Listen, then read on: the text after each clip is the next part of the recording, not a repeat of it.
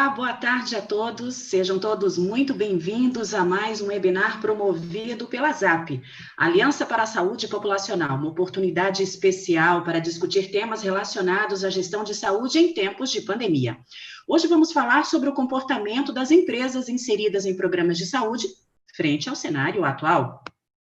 Para falar sobre o tema, convidamos Bruno Vale, CEO da Axismed, graduado em Administração Pública pela FGV.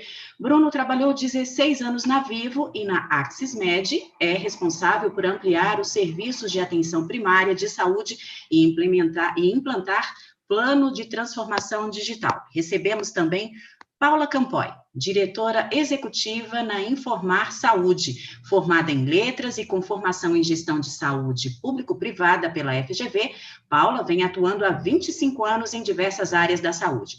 Para mediar a nossa conversa, apresento Paulo Hirai, membro do Conselho Diretor da ZAP, engenheiro pelo ITA e pós-graduado em administração de empresas pela FGV.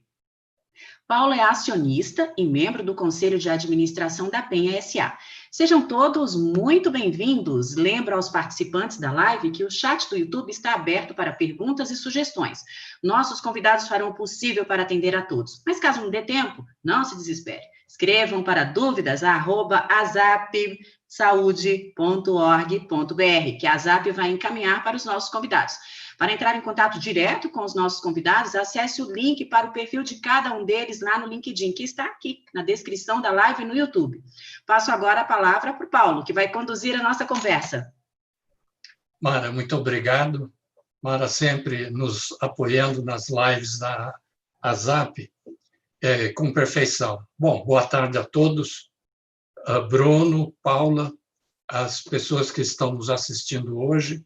É um prazer recebê-los nessa nossa nova live. E vamos, dentro do espírito da ZAP, conduzir mais uma sessão de esclarecimento do que faz a ZAP, do que os associados da ZAP estão fazendo para, sobretudo, ajudar nesse momento difícil da pandemia. Eu só queria fazer um pequeno adendo. Eu sou engenheiro, as pessoas podem estar perguntando o que diabos faz o engenheiro falando sobre saúde.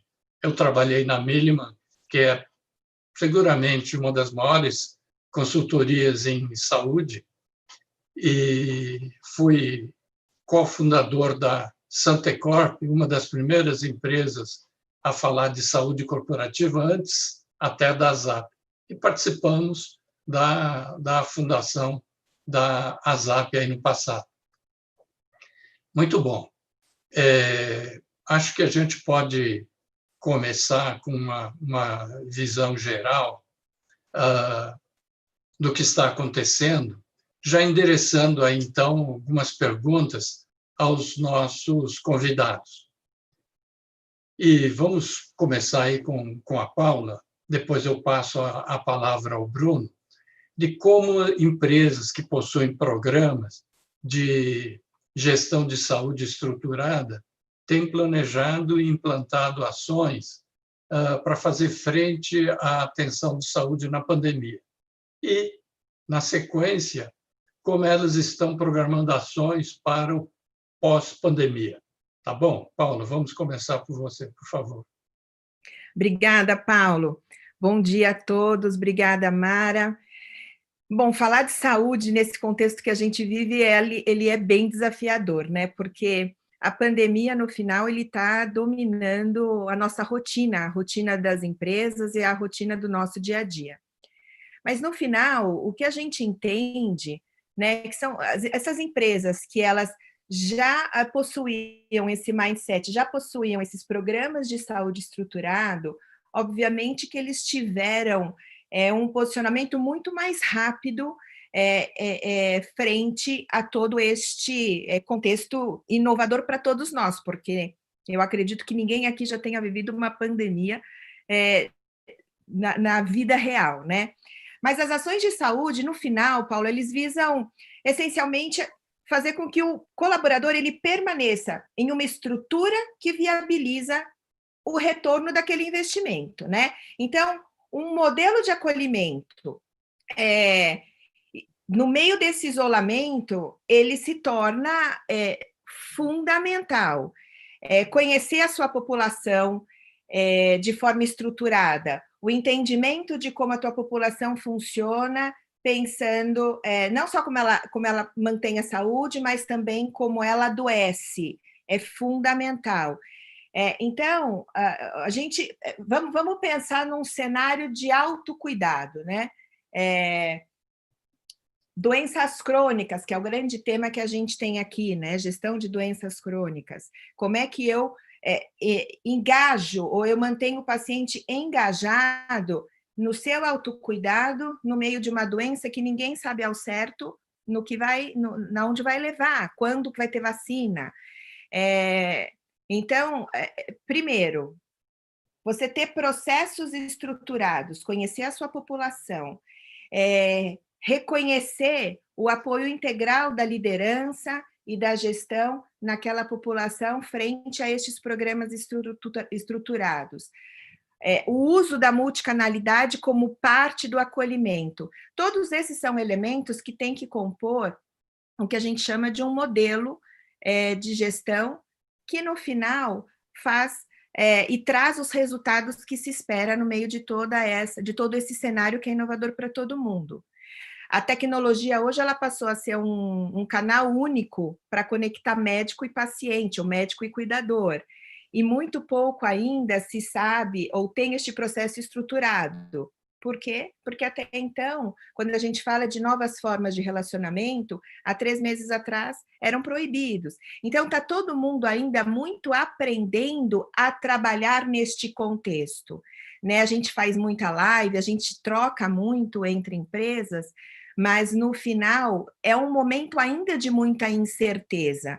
Né? Então, quando você tem empresas que já traz dentro da sua rotina o mindset do cuidado, conectado à saúde ocupacional da sua empresa, você tem o mapeamento da sua população, tanto da sua condição de saúde quanto ações de doença, e faz isso de uma forma integrada, os resultados são muito mais coordenados. E no final é isso que a gente busca, né? O cuidado coordenado e uma visão integral daquele ser humano que compõe uma população corporativa, por exemplo.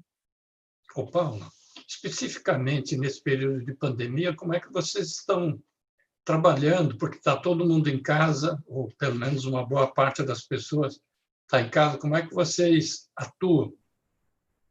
Bom, hoje, sem dúvida, Paulo, todo contato face-to-face, né, presencial, pelo isolamento, ele foi suspenso. Mas isso não quer dizer que você perde a gestão daquela vida ou você desqualifica o atendimento. Muito pelo contrário, eu acho que a tecnologia ela potencializou ou ela veio de forma mais formal para humanizar esta relação. Então, a régua de relacionamento que você tinha com aquela vida, com aquele paciente, mudou.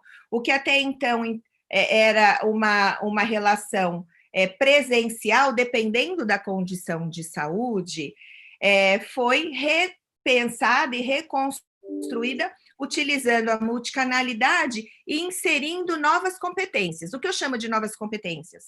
Se a gente tem ali pacientes crônicos, obesidade, diabetes, enfim, e você faz uma régua de relacionamento, régua de acompanhamento com aquela vida, novas competências elas foram inseridas pelo contexto do isolamento.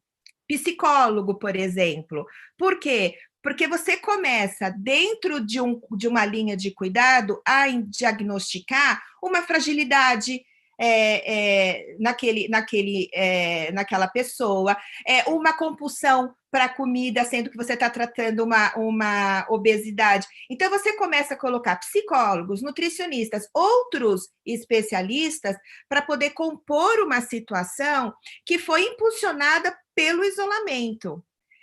E isso faz com que, o que a gente tem visto pelos indicadores, é que isso faz com que o engajamento daquela pessoa aumente. Por quê? Ela começa a ver, de fato, um acompanhamento 360, né? Certo. Não é só a doença em si, mas tudo que está em torno, inclusive da saúde daquela pessoa. Até preparador físico, né? Então, eu estou falando de algumas especialidades que a gente viu um aumento significativo de demanda. Mas tem outras que compõem essa linha de cuidado, o que até então, num outro momento, não eram competências tão conectadas com determinadas doenças. Interessante, muito bom. Vamos passar aí o Bruno. Bruno, vamos lá. Olá, Paulo, bom dia. Olá, Mara. Paula, bom dia para vocês também. É um prazer estar aqui compartilhando um pouco da experiência desse espaço e bom dia a todos os nossos participantes, aos ouvintes que estão nos assistindo. Bom, eu acho que esse momento extraordinário, né, que nós estamos vivendo, trazido aí pela pandemia, a velocidade com que ele aconteceu, trouxe uma oportunidade única para a gente ampliar as discussões e ampliar o conhecimento das pessoas de forma geral a respeito de soluções de promoção e prevenção à saúde.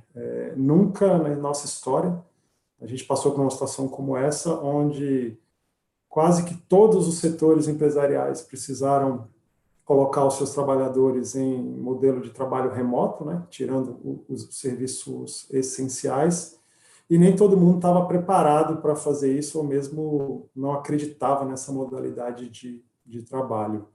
E o que a gente percebe é que as empresas que já tinham algum tipo de programa de saúde já estruturado, elas conseguiram agir de maneira mais rápida, dando opções de acesso à informação qualificada de saúde para os seus colaboradores, no momento onde eles estavam muito ansiosos, com muito medo. Eu lembro lá que no começo da pandemia era realmente uma situação dramática que as pessoas estavam vivendo, e quem já tinha algum tipo de solução estruturada conseguiu acelerar de maneira muito rápida o cuidado às pessoas nesse momento onde as pessoas tiveram que ficar em casa em isolamento social.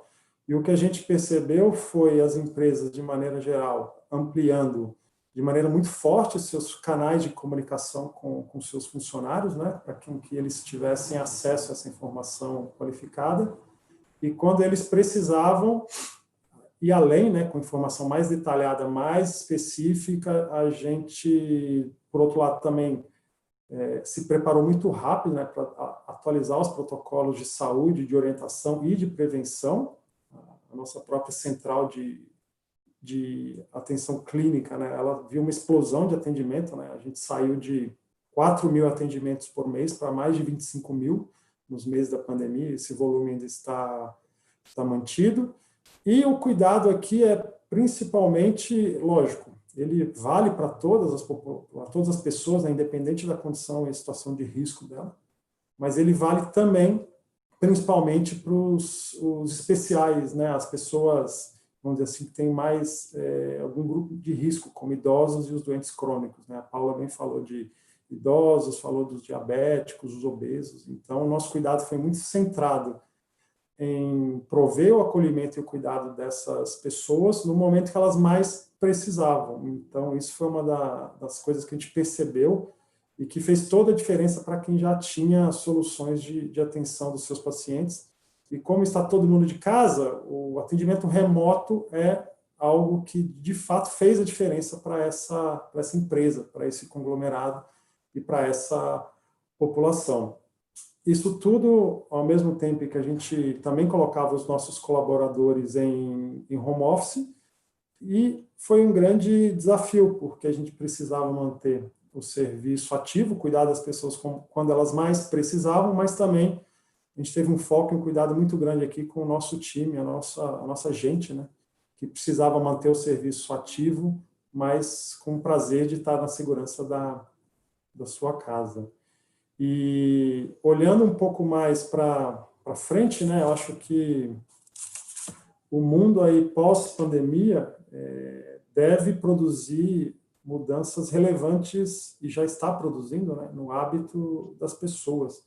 E nesse sentido, eu acho que soluções que promovam uma integração, uma coordenação de cuidados, integração de informações e uma lógica assistencial muito centrada no usuário devem ganhar força, e a tecnologia pode ser uma forma adicional de ampliar o acesso a esses programas à distância. Então, do nosso lado aqui, a gente está vendo uma procura grande por soluções que promovam esse cuidado integrado para as pessoas, ao mesmo tempo que a gente consiga facilitar o acesso a essa inteligência de cuidado por meio de canais mais digitais, né? Então, a gente mesmo agora, como usuário, até outro dia estava só acostumado a usar o Skype, hoje está todo mundo especialista em Zoom, em Google Meet, ou Microsoft Teams. Então, eu acho que essa tendência tem uma cara que vai promover uma mudança mais estrutural aí na forma com que as pessoas lidam com a saúde, até porque esse período promoveu aí que eu já ouvi algumas pessoas falando de um vazio assistencial, e nesse momento o atendimento remoto é algo que a gente precisa olhar, respeitando bastante, claro, os princípios e os requerimentos colocados pela LGPD, que a gente também precisa garantir que, como se trata de saúde, mais importante ainda proteger esse dado e essa comunicação entre paciente e empresa. Bom, E eu acho, Paulo, desculpa, eu acho que isso que o Bruno trouxe, ele é super importante. Por quê?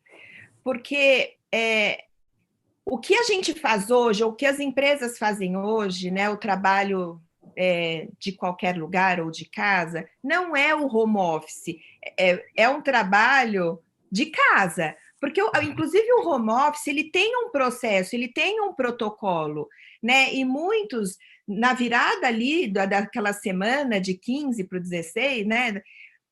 Foi assim, vão trabalhar de casa. Então, você vê ainda uma falta de estrutura, tem um impacto ergonômico de ambiente, códigos de conduta nesse sentido. Assim como muitos atendimentos que estão sendo feitos de forma virtual ainda não estão totalmente processualizados e integrados, né? Então, essa evolução deste modelo, dado a mudança de comportamento, que muito se estuda hoje, a mudança do comportamento deste consumidor, ele vai acontecer, todos nós já sofremos impacto, né? Agora, formalizar, processualizar e, principalmente na saúde, garantir com que todas essas regras de sigilo, de responsabilidade, né, de gravação, tudo isso é muito importante, dado essa relação médico-paciente. Veja, eu sou prova viva. Na empresa familiar onde eu atuo no conselho, nós temos um pequeno apoio através do CEPACO, montamos um ambulatório em 2 das nossas unidades, e é impressionante, rapidamente cuidamos da segurança, e como já tinha um mapeamento, colocamos aí em licença remunerada todo o grupo de risco, obesos, diabéticos e tudo mais. Se não tivesse esse suporte, como é que a gente ia saber como fazer isso? Mas foi muito boa a resposta. E o interessante é que o que o Bruno mencionou, do engajamento das pessoas, as pessoas, quando percebem que a empresa está colaborando com a saúde deles, das famílias, olha, a produtividade aumentou enormemente contra a expectativa de que, olha, vai piorar e tudo mais. Não. E, realmente, nessas horas críticas, o apoio à saúde é fundamental. Mas muito bom. Ô, Paula, você não falou as ações do pós-pandemia. O que é que vocês estão antevendo que possa ou deva ser feito logo após nessa atividade? Porque, veja, a ZAP é uma instituição que está há 8 anos já pregando, defendendo a gestão de saúde populacional e fazendo com que toda a nossa sociedade saia do esquema de reagir à doença para um esquema proativo. Então, sim, conta para a gente aí o que vocês estão antevendo. Bom, vou falar com 2 lentes, né? A primeira lente olhando para dentro de casa, para dentro da Informar, que, como o Bruno mencionou, é uma empresa que acolhe vidas, né? Presta serviços, mas também tem uma população bastante grande, onde a gente tem que tomar cuidado e motivar e engajar e ter essa população engajada, porque no final são pessoas acolhendo pessoas, né? Então, quando a gente pensa num programa, né, de corporativo, a gente está, de fato, repensando ações dentro do Vida em Movimento, que é o nosso programa de incentivo à saúde, de promoção à saúde, mas desde a educação, muito trabalhando a questão, Paulo, da educação, da prevenção, né, educando novos hábitos ou hábitos mais frequentes de saúde, faz parte, né, do nosso dia a dia. O álcool gel nunca foi usado, a forma de você relacionar com o outro. Então, promoções e ações internas, pensando neste novo cenário, tudo que a gente aprendeu, né, de como veio a doença, da forma como a gente se relacionou durante este período, mas também tirar alguns mitos de que, para a gente ser produtivo tem que estar presencialmente. Não. Então, como é que a gente pode repensar, inclusive, o uso de tecnologias? Eu não estou falando só tecnologia no sentido de fazer uma reunião virtual ou de fazer um atendimento remoto. Eu estou falando de fato, conseguir explorar a multicanalidade, mas principalmente transformar tudo isso em inteligência para cada vez mais você conhecer a população que você tem e customizar ações, né? Porque um bom programa de saúde, um bom programa de prevenção ou de acompanhamento, normalmente não é um padrão. A minha população é diferente do perfil da população do Bruno, né? Então, se eu entendo essas peculiaridades, eu consigo muito mais me conectar muito mais fácil com essa população. No caso da Informar, o que a gente está fazendo? Bom, com base na nossa população, intensificando bastante ações com psicólogos, justamente por uma questão de ansiedade, por uma questão da própria natureza da operação, incentivando muito exercícios físicos, condicionamento. Então, isso é um perfil da nossa população. Agora, com os clientes, o que a gente tem visto, Paulo, de fato é uma demanda bastante importante para repensar e conectações, que talvez antes da pandemia eram muito mais ações isoladas de campanhas, e agora, de fato, considerando a gente vê um aumento muito grande na questão de conforto mental. Então, normalmente se conecta estes profissionais e faz uma gestão integrada. E, Paulo, a competência de comunicação, e comunicação em todos os níveis. Comunicação no nível de liderança, para entender o momento que os colaboradores estão, comunicação no nível do próprio colaborador, seja na continuidade, na importância do seu tratamento, e conectar isso com o comitê de saúde, que normalmente as empresas têm, né? Então, você tem lá a saúde ocupacional, você conecta este comitê de saúde com temas que façam sentido, porque os programas, eles já eram processualizados, eles já tinham uma lógica. Então, fora toda a atualização dos protocolos clínicos, que todos tiveram que ser revistos, né? O protocolo do obeso com o Covid, né? O Covid, ele impactou praticamente todas as abordagens, mas mais do que esta questão clínica, quando a gente fala de comportamento, aí, de fato, é você ter uma ação muito forte de engajamento, e comunicação empodera isso, e mostrar resultado, né? O aumento da produtividade, a redução do absenteísmo, a redução do presenteísmo, como é que estes programas ajudam na prevenção do próprio acidente de trabalho, como é que você faz para ter uma vida equilibrada, cuidando da sua saúde mental, todo pilar de prevenção continua sendo muito forte, porque no final as empresas têm uma população, praticamente quando a gente estratifica uma população de uma empresa, 70% são empresas saudáveis, e que é uma linha de cuidado que tem que ser olhada para que ela não se torne uma linha doente, né? Então, não dá para a gente minimizar esta população, muito pelo contrário, né?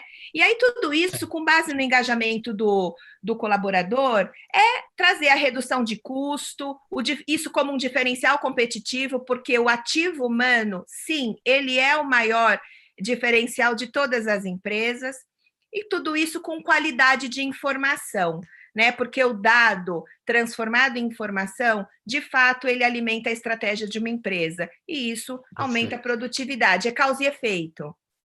Tá bom, vamos avançar um pouquinho. Com relação à saúde corporativa, nesse momento de pandemia, deixa eu aí começar com o Bruno. O Bruno, como é que fica a implementação de programas de gestão de saúde populacional em tempos de pandemia? Dá para pensar em começar alguma coisa nesse momento? E se dá, que caminhos a gente tem que seguir para conseguir isso? Bom, Paulo, acho que não só dá, como as empresas devem começar o quanto antes. O que a gente tem visto agora, né, esse distanciamento dos atendimentos presenciais por conta do isolamento social, vários relatórios que a gente vê de colegas do setor, de hospitais, de laboratórios, a quantidade de diagnósticos que estão deixando de ser feitos, né, de doenças nesse período, é algo que deixa a gente bastante preocupado. Então, para quem ainda não começou, eu convido vocês a começarem o quanto antes, a avaliarem medidas e entender soluções para ajudar vocês a entender, primeiro, antes de mais nada, como é que está a situação de risco populacional da sua população. Então, o nosso programa, ele começa sempre com uma análise de risco populacional, que a gente chama. A gente recebe as informações de vocês, das suas operadoras de saúde, e faz uma análise desses dados em cima de uma plataforma de BI.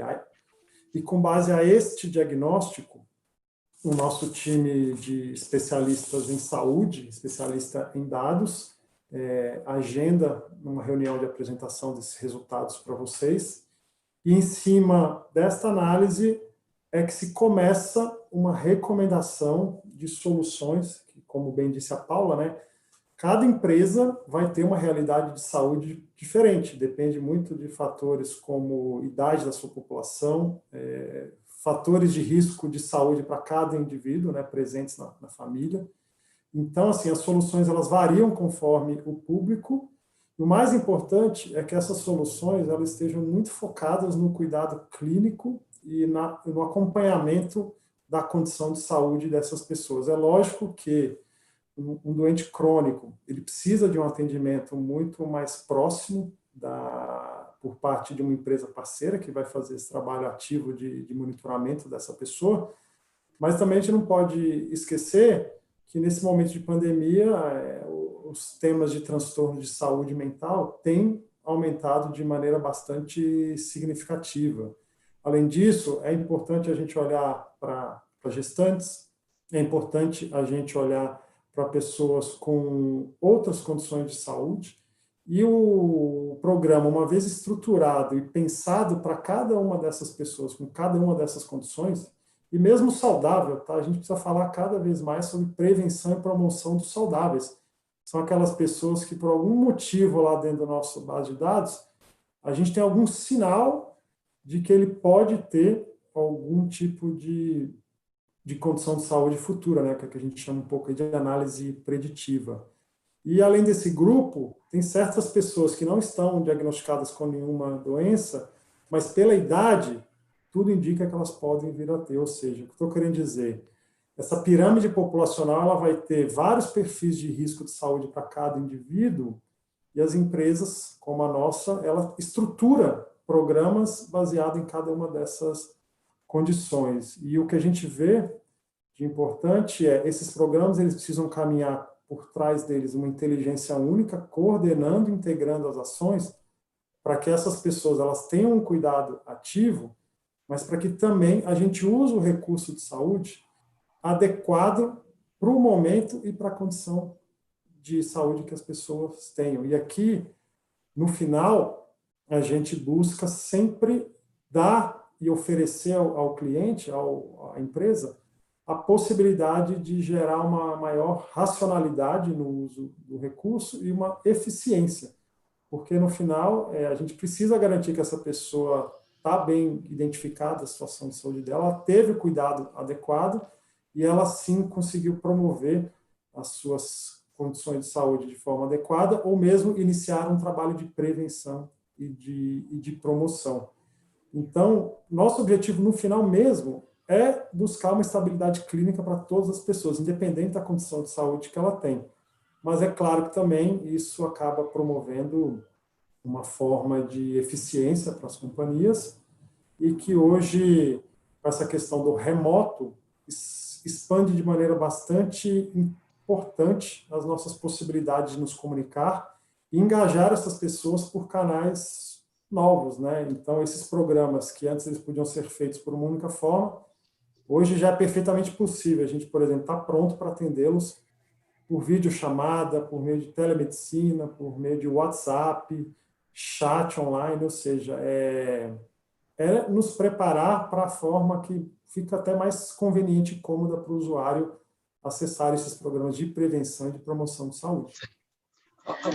É aquele momento chato, né, que eu interrompo aqui essa conversa tão gostosa, esse bate-papo, mas é que já se passou aí a nossa primeira meia hora, né, então já completamos os 30 minutos dessa discussão super interessante, e aí agora sim, a partir de agora a gente já começa a atender as perguntas da nossa audiência, que está chegando, né, já tem pergunta aí, Paulo já ia começar, então só para a gente dar tempo de atender todo mundo, tá? Então, vamos otimizar aí nas nossas respostas. Desculpa interromper. Vamos lá. Mas, então, tem uma pergunta do Francisco Neves, que diz: como está sendo considerado o alinhamento da telemedicina com a aderência do LPDG? Da LGPD. É LGPD. Eu acho que aí é a sopa de letrinhas. Bom, vamos lá, começamos aí com você, Paulo. Você falou de multicanal, tal, e como é que entra a telemedicina especificamente e a Lei Geral de Proteção dos Dados? Não entrou, mas entrará. Não entrou, vai entrar o ano que vem, mas desde o ano passado a gente tem trabalhado muito forte em todas essas questões e em saúde já há muito mais tempo, né? O ponto é, sim, a multicanalidade, a utilização da multicanalidade dentro das linhas de cuidado, de fato, elas têm que seguir uma série de regras e de cuidados, desde o aceite do paciente, né, fazer parte do programa, e para cada tipo de atuação, ele tem que estar de acordo, né? Então, a LGPD ela traz isso, ela traz ela traz a processualização dessa consciência do paciente para saber, puxa, como é que estão armazenando, nível de segurança, como é que eu garanto o sigilo das minhas informações, e tudo isso, obviamente, tem tecnologias que nativamente já trazem. Então, hoje o nosso CRM é um CRM de ponta que garante já toda a parte de criptografia de dados, e já tem toda a questão da certificação em relação a isso, e a partir do momento que você incorpora novos canais, então seja um contato via WhatsApp, né? Como é que a gente garante o sigilo daquela informação e quais são as informações que podem trafegar naquele canal, porque nem todas podem trafegar em todos os canais. Então, você entender muito bem esta relação antes de construir a régua de relacionamento para aquele paciente é fundamental, né? Hoje, quando a gente desenha uma linha de cuidado, seja uma linha de prevenção, até uma linha, por exemplo, de um acompanhamento oncológico, né? Você tem que considerar, ok, na prevenção, a possibilidade de usar multicanalidade, portanto, as regras de LGPD são muito maiores, porque é muito mais prevenção, não tem tanta informação do paciente, né? Eu não tenho informação de exame, eu não tenho dados pessoais daquele paciente. Então, a linha de prevenção, você consegue explorar muito a multicanalidade. A forma como eu impacto, por exemplo, a minha mãe, é diferente da forma como eu impacto meu filho. Não somente pela condição de doença, mas pelo perfil daquele beneficiário. Então, tudo isso hoje entra nessa equação para você definir essa régua de cuidado. Quando você já fala de doença ou alguma linha de assistencial, seja do crônico, oncológico, saúde mental, não importa. Aí você entra numa outra linha. Quais são os canais que eu posso usar? Quando eu uso o SMS? Quando eu uso o WhatsApp? Enfim, mas o importante é que hoje tudo começa com opt-in, tudo começa com um aceite daquele paciente, inclusive em utilizar aquele canal. Quando você sai para o visual, Paulo, que aí você sai do telefone, você sai do canal que era mais tradicional, aí você tem um outro tipo de disclaimer, você tem um outro tipo de interação com aquele paciente, e tudo isso fica armazenado, desde que permitido, por tanto tempo, como rege a regulamentação. Aí você tem o backup do backup, você tem todos os dados em níveis diferentes criptografados, você tem uma restrição de envio de informação entre players da saúde. Então, tudo isso tem que ser considerado quando você desenha uma régua de relacionamento e uma linha assistencial para aquele paciente.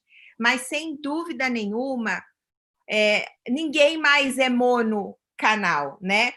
Todos nós, não sei quantas pessoas a gente tem aqui na live, mas todos nós, em algum momento de nossas vidas, há 2 anos atrás, pelo menos, deixou de levantar a mão na rua para pedir um táxi, que era uma coisa super comodizada.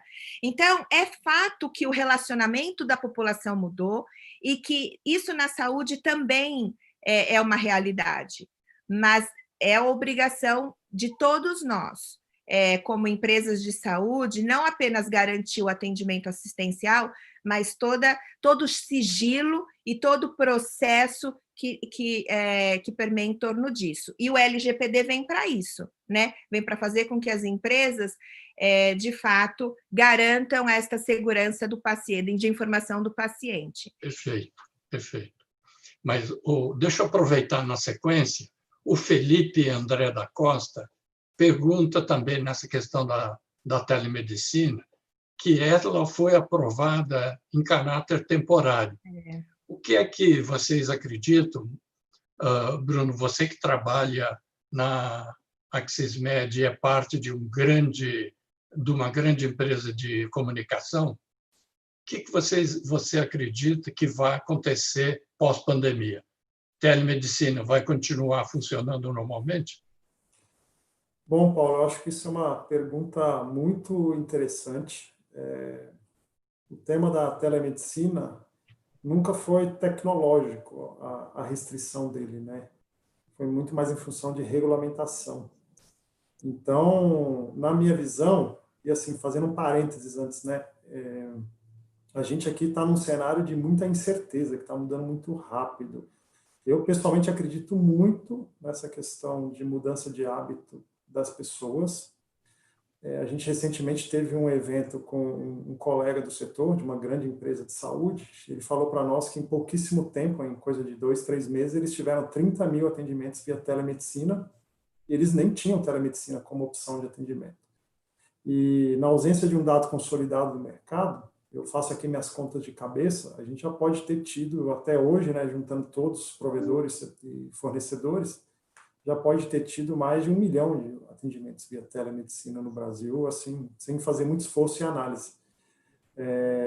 E olhando a coisa sob a perspectiva do usuário, uma vez que a pessoa usa, acessa, vê que funciona, tem resolutividade, resolve um problema dela, do filho ou da família, esse usuário ele não vai abrir mão desse serviço tão cedo. E de uma perspectiva mais empresarial, né, os CEOs das empresas e vendo como o próprio trabalho remoto está se manifestando, né, a gente tem observado, e você mesmo bem disse, Paulo, a produtividade eu mesmo meço lá na minha empresa, e eu posso falar por ela, né, claro, a produtividade aumentou e o absenteísmo reduziu. Então, assim, como que vai ser essa vida pós-pandemia desde a perspectiva dos responsáveis e gestores das empresas? Se ele viu que está funcionando na velocidade com que foi, eu imagino que ele vai começar a repensar se não pode ser uma possibilidade de ser um modelo definitivo, mesmo, né? Mesmo depois. Assim, é difícil dizer, né? Porque aqui a gente está tentando olhar um futuro que depende muito da questão da vacina. Enquanto a gente não conseguir chegar a ter e ela ser massiva, né, e chegar para todo mundo, as pessoas nunca vão se sentir 100% seguras. Então, tanto da perspectiva do usuário quanto do empresário ou gestor, vamos pensar assim, essa questão acho que vai colocar muita luz sobre essa questão da permanência da telemedicina, porque eu acredito perfeitamente que é um serviço que deveria continuar daqui para frente, porque ele, integrado com as demais linhas de cuidado e uma visão coordenada e inteligente, orquestrando todo esse modelo de acesso à saúde que a tecnologia está permitindo, né, que a gente amplie de maneira super relevante, como a Paula disse, né, tem WhatsApp, tem videochamada, não só com telemedicina. Tudo isso é algo que, quero crer eu, né, claro que vá permanecer conosco por muito tempo. Então, assim, na minha visão, o governo, o setor, ele vai ser muito convocado para discutir esses aspectos, né, junto com as autoridades, porque o usuário não é mais o mesmo e o gestor da empresa, com certeza, não é mais o mesmo. Se ele não acreditava em trabalho remoto, eu tenho certeza agora, se fizer uma pesquisa, a grande maioria vai dizer que acredita e está até pensando em colocar o pessoal de home office, e não só as áreas administrativas, né, que são aquelas áreas óbvias que a gente acaba colocando em home office, mas mesmo as áreas operacionais, que sempre foi, não, o administrativo pode, mas o operacional não pode. Eu acho que cada vez mais a gente vai abrir o jornal, vai ver os sites de notícias, vai ver até as áreas operacionais sendo convidadas a permanecer em modelo de home office, porque se provou que é um trabalho que é possível de gerenciar, funcionar com qualidade, com perfeição e com bons níveis de serviço. Então, eu acho que essa é uma realidade que vai ficar com a gente por um tempo bastante importante. E eu acho que não é um ou outro, né? Eu acho que é mais um. Então, eu não acho que assim a gente saiu de um modelo onde eu vou falar com o médico, o meu relacionamento com o médico era totalmente presencial. Agora, ele só pôde ser virtual. Mas eu acho que dentro dessa jornada, Paulo, vai ser quer dizer, eu posso sim fazer uma visita presencial e eu posso depois ter um acompanhamento virtual e eu volto para o médico presencial. Então, eu acho que soma mais um canal, sabe? E é bem isso que o Bruno coloca. A gente está trabalhando muito com expectativa, mas a incerteza é enorme, né? Mas é muito difícil voltar a um comportamento, né? Depois de experimentado. Uhum. Quer dizer, o faroeste já começou. Será que vão impedir o fluxo ou botar o xerife apenas? Até porque quando a gente está falando do comportamento do consumidor, né? Mas também houve muito investimento para, de fato, você conseguir montar um novo modelo de negócio, um novo modelo de relacionamento, inclusive por parte das instituições, né? De novo, não é um processo onde você simplesmente liga uma câmera e começa uma relação. Você tem aí uma série de fatores muito relevantes por trás da câmera, né? Que vai desde o prontuário, vai essa relação ser estabelecida, investimento em torno de modelo, é um novo modelo de negócio, mas que eu acho que ele passa a somar com a relação anterior, né? Pessoal, só lembrando que já temos aqui os 15 minutos finais da nossa live. Então, próximas... Mara, já! Como eu sou chata, né, Paula? Não, menina, boa, isso! Mas acho que dá tempo aí de mais algumas perguntas aqui. Isso, já vai respondendo e já meio que indo para as considerações finais. O tempo voa na live, né? Perfeito. O Anderson Carvalho, ele diz, bom, foi mencionado, eu mencionei aí, que as empresas têm afastado o grupo de risco. Até quando a gente vai manter esse pessoal afastado? O que é que pode ser feito aí para que esse pessoal também retorne? Começar aí com o Bruno. Bom, eu acho que essa é uma pergunta super difícil de responder, né?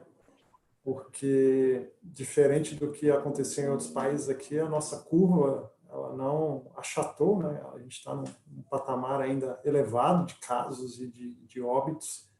E eu, honestamente, acho difícil prever, por mais que certas cidades e estados estejam já com planos de reabertura, né? Que a gente tem acompanhado nos canais de comunicação, é muito difícil prever quando as próprias empresas vão se sentir seguras para começar a trazer de volta para o ambiente de trabalho, respeitadas todas as políticas e regras, e está sendo feito um estudo brilhante sobre isso, né, de como vai ser o novo convívio das pessoas no ambiente de trabalho pós-pandemia, observando as questões de higiene, frequência de limpeza, de afastamento entre os colaboradores. Então, nesse aspecto, eu acho super difícil prever quando isso vai ser liberado, porque, de novo, vai voltar naquele ponto. As pessoas ainda não vão se sentir seguras por um bom tempo, enquanto não tem ou a certeza da vacina, que essa é a melhor segurança que as autoridades e as empresas de saúde podem dar, ou que a situação no país, de fato, está controlada e os casos estão diminuindo e os óbitos estão decrescendo. Enquanto a gente fica nesse nível... Deixa eu emendar uma outra pergunta aqui pertinente, que o mercado espera que pós-pandemia vá haver uma avalanche de casos de cirurgia, de procedimentos vários, até de consultas. E o que é que nós, a ZAP, vocês que estão atuando na gestão de saúde, poderia estar fazendo para evitar que a empresa venha a ser penalizada aí com uma sinistralidade de 150% e suas consequências financeiras? Começamos aí com a Paula. Vamos lá.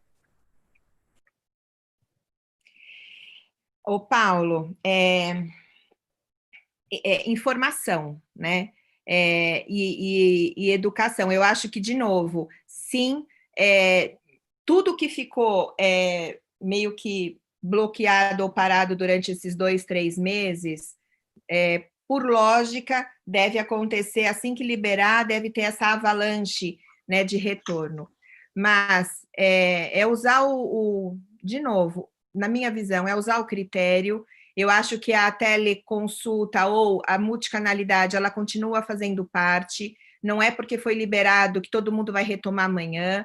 Existe uma questão de recurso, limitação de recurso e capacity na absorção, né, dessa demanda reprimida. Eu acho que a equipe técnica médica, de fato, pelo que eu tenho conversado com os colegas, eles serão muito mais,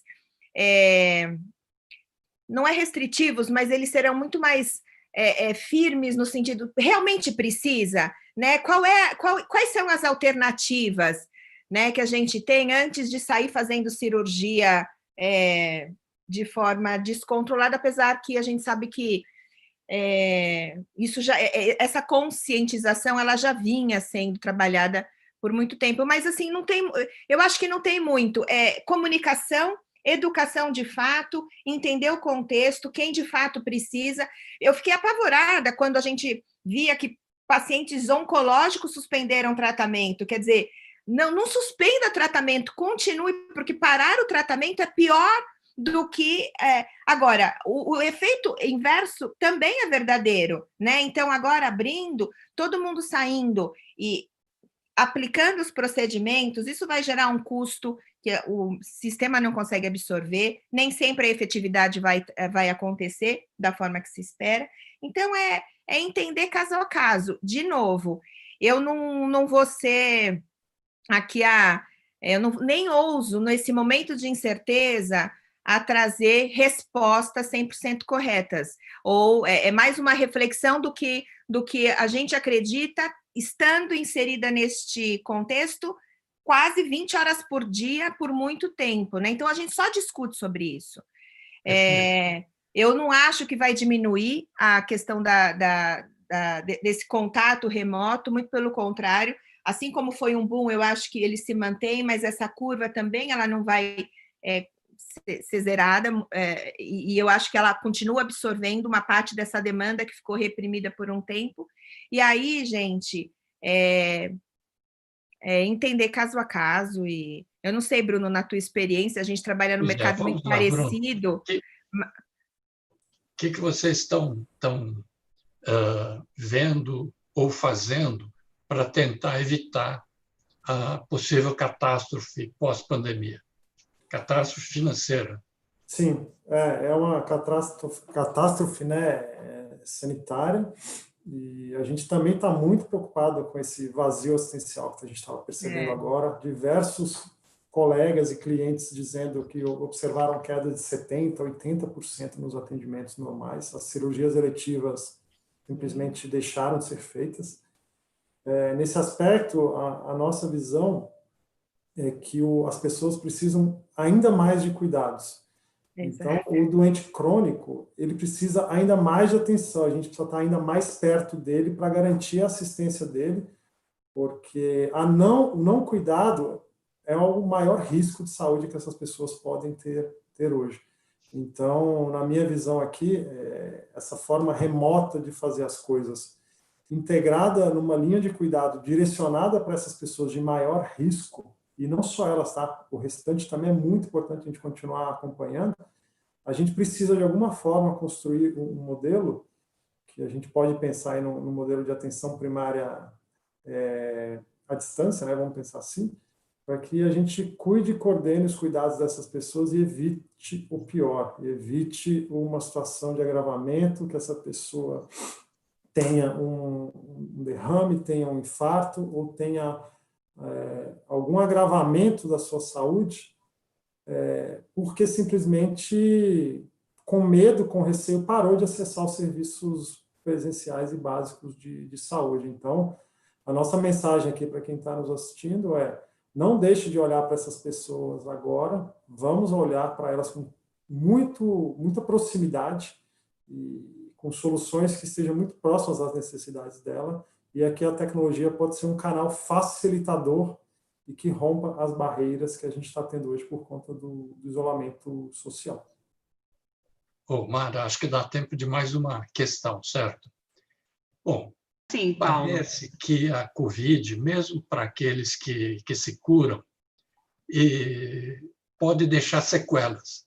O que é que vocês estão fazendo para acompanhar os casos de alta da Covid?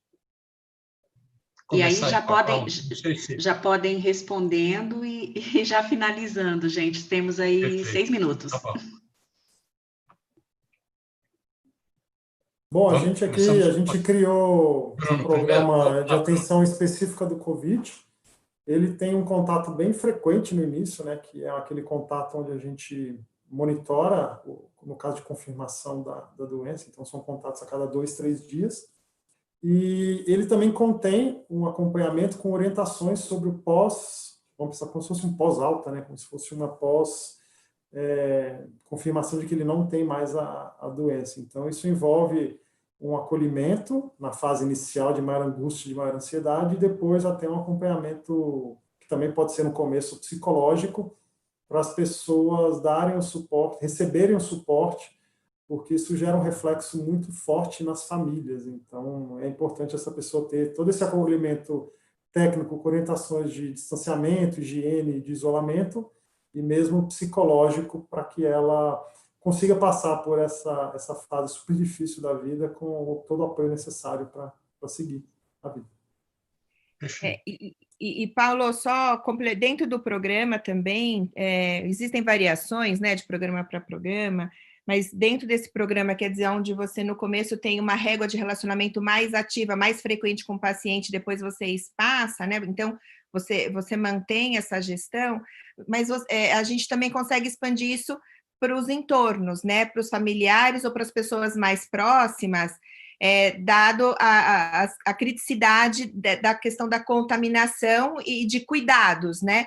Então, o acolhimento, ele acontece sim com o paciente, com frequências distintas, dependendo do momento do momento que ele esteja, mas também isso se expande aí para as pessoas que têm uma proximidade com esse paciente, seja na educação ou na orientação de cuidados e de saúde. Isso se ele tiver só COVID, ou se tiver qualquer tipo de patologia associada, obviamente que você amplia essa linha de cuidado, essa linha de acolhimento desse paciente, que aí ele vai se tornando cada vez mais específico.